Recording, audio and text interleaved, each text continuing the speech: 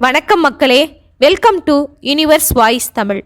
இன்று சுகம் எது, ஆனந்தம் எது என்பதை பற்றி பார்ப்போமா? இறையை உணர்வதே ஆனந்தம். சுகித்திருப்பது வேறு, ஆனந்தமாக இருப்பது வேறு. சுகம் என்பது வெளிப்புற சக்திகளிலிருந்து நமக்கு கிடைப்பது. ஆனால் ஆனந்தம் என்பது நாமே நமக்குள்ளேயே உணர்வது. பொதுவாக துக்கம் குறைவதற்காக மதுபானம் அருந்துகிறார்கள். இது தவறானது. உண்மையில் மது அருந்துவதால் ஒருவனுடைய அடிமனதில் இருக்கும் துக்கம் பிரவாகமாக வெளியே வருகின்றது. அதை கட்டுப்படுத்த அவனால் இயலாது. அதனாலேயே அவனுடைய மனதில் எதன் மீதும் நம்பிக்கையின்மை ஏற்படுகின்றது. இப்படிப்பட்ட துக்கம் போக வேண்டுமெனில் இறை நம்பிக்கையை வளர்த்து கொள்ள வேண்டும்.